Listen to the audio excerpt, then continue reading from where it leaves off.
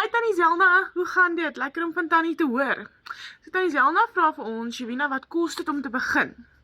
Okay, so vir jou om jou eie aanlyn besigheid te begin, waar jy 100% wins verdien, gaan vir jou kos. Ons het die volgende pakkette beskikbaar. So eerstens gaan jy vir jou pakket kies. So die pakkette wat beskikbaar is 100, 300, 600 of $900.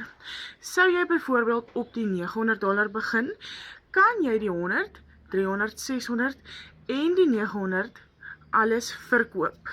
Sou jy byvoorbeeld op die $300 begin, kan jy die 300 verkoop en die $100 onderom. So, die is 4 pakkette om van te kies. Eerstens kies jy die pakket wat by jou begroting pas. Hou in gedagte, jy maak 100% wins. So jy het 1 kliënt nodig op daardie spesifieke pakket om jou geld terug te maak. Ok, so tweedens is daar jou $39 aansluitingsfooi. Daar kry jy nou access tot die community en dis daar waar al die lekker dinge gebeur. Daar kry jy soos hierdie 90 dae training, ons het 24/7 community support, ons het live calls, jy kan al jou vrae daar ook vra en jy leer by die dag. Ok, derdens moet jy jou website setup doen, aktiveer by GoDaddy.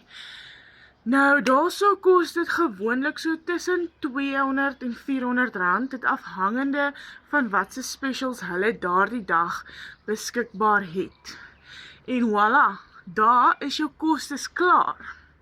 Daarvanaf begin jy jou setup, alles word opgestel, jy volg die videoetjies ensovoorts, en you're ready to make an income online. So, hou in gedagte, daai een kliënt maak jou pakket se geld terug. Jou tweede kliënt sit jou al reeds in wins. So op dese aarde, wat kan 'n mens verloor dan nou met die besigheid?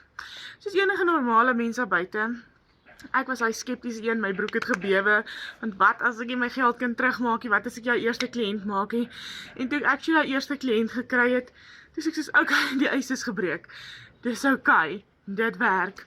So as een van julle graag meer sal wil weet, en jy wil in dollar verdien, hier in Suid-Afrika, in die gemak van jou eie huis, kom ons vir my dollar hieronder, en ek gaan vir jou die gratis blauwdrukplan stuur, jy kyk daarna, en jy vra jou vragies op WhatsApp, en ons vat dit vandaag. Okay, lekker dag, bye!